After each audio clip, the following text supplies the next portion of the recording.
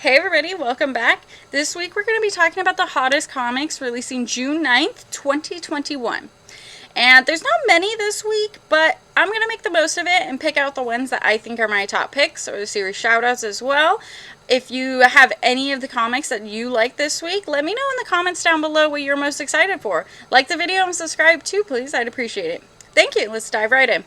So to start off, we have Bunny Mask #1. It's a new Aftershock comic written by Paul Tobin, drawn by Andrea Mutti, and Paul Tobin, he actually created the Eisner-nominated Colder, and the artist actually is the artist of Maniac of New York, which is a very popular Aftershock comic that just recently released. It pretty much is like a Jason Voorhees comic, which I think is very cool, and I'm excited to see what this comic has in store for us. So, sealed in a cave before the dawn of man, released by a crazed madman, Bunny Mask walks our world once more. But for what dark purpose does she use her unnatural powers? And what's her connection to Bea Foster, a young girl murdered by her father 14 years ago? In order to save his life and his sanity, one man will have to discover the truth of what waits behind the mask. And that sounds very creepy and cool, and I like the mask. I think the mask is very fun, interesting, unique. There is 2 covers, cover A, cover B, as well as a 1 in 15. So go ahead and check those out. Also, Geiger #3 releases this week. Jeff Johns, Gary Frank, Brian Anderson, crushing it. I'm very excited, looking forward to this.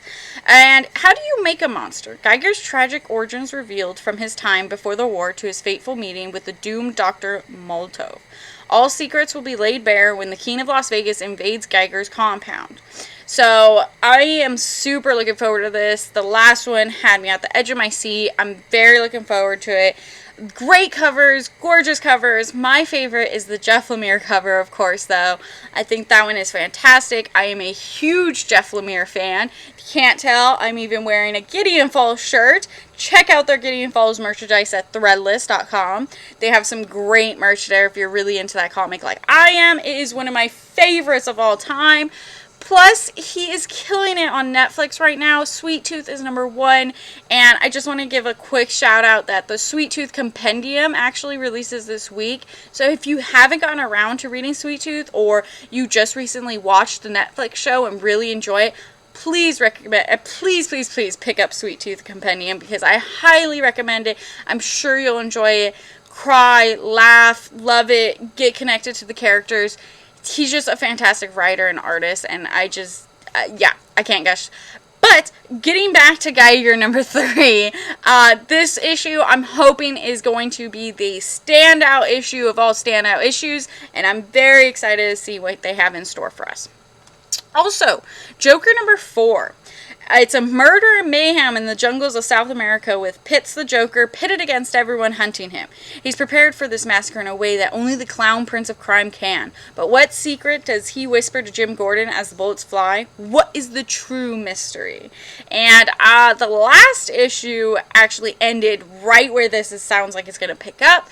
It's going to end right in the jungle of South Africa, or South America, my bad. And I'm very looking forward to see how this Lady Bane is going to play out in this story.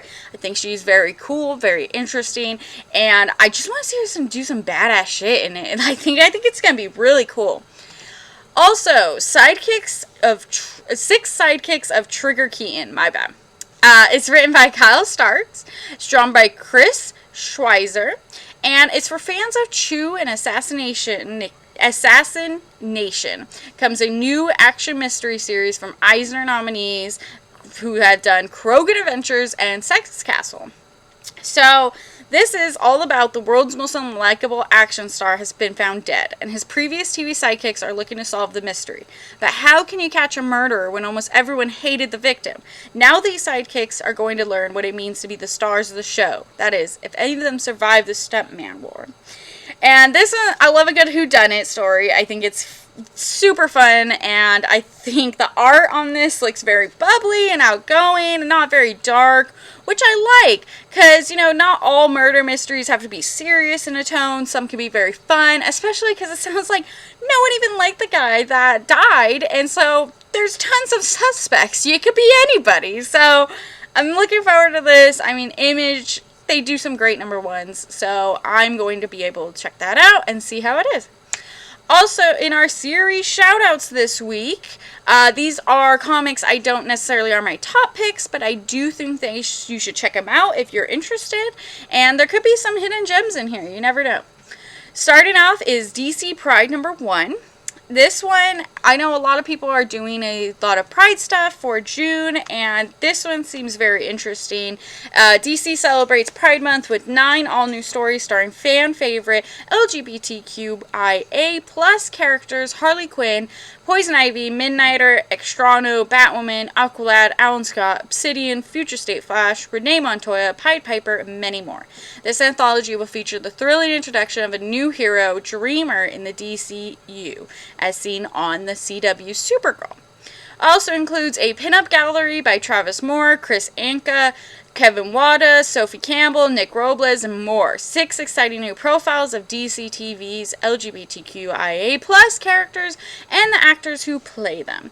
So if you're interested in that, that is one to be picking up this week. I really like the Jem Bartel Poison Ivy Harley Quinn cover. I think that is a fantastic cover, gorgeous, and yeah, we'll see how that one goes. Also, Heroes Reborn Night Gwen comes out this week. This is a tie-in to Heroes Reborn event, and pretty much is going to introduce Nightbird, who is Gwen Stacy in this universe. By day, Dr. Gwendolyn Stacy is Ravencroft Asylum's leading psychiatrist. By night, she dons the guise of the vigilante known as Nightbird. But how did this happen? Why did this happen? And what does Kyle Richmond, the Nighthawk, have to do with it? There may not be any time to find out, because Nightbird must hunt down a new killer called the Jackal. So, very excited. I mean, Gwen Stacy, when she became Spider-Gwen, became very popular when, so this is just like a new incarnation of Gwen Stacy, and I think it's very cool. I like it a lot because she looks a lot like Batgirl. So, I think that's really fun. I love how the Heroes, Squadron Supreme's already kind of like the Justice League, so now they have like Batgirl as like the sidekick to Nighthawk. I think that's super fun and really cool, and I'm all down for it. Also, Strange Academy number 11. Man, the last issue was really good, and now this one's gonna break my heart. It's a murder mystery at Strange Academy, and not the fun kind with the pretend rules. Toth has been shattered, and everyone is a suspect. Can the teachers discover who done it? Could it be one of them? So, I really, really got to know Toth in the last issue, and I really liked him. So I am a little sad that he is the one to get attacked in the next issue because I just got attached. But, that's the way it goes. Scotty Young knows how to write a book very well, especially on a mystery like this. And yeah, I'm looking forward to seeing. Hopefully we find out who did that to Toth. Also, Wynd number 7. This is written by James Tynion and drawn by Michael Dynalis. I'm so sorry about the name. I will get it right, I promise. Can Wynd brave the wilderness to save his friend? As they cross the Sea of North Point, Wynd and his friends are attacked by a mysterious enemy. Will Wynd rise to the moment, and if so, at what cost?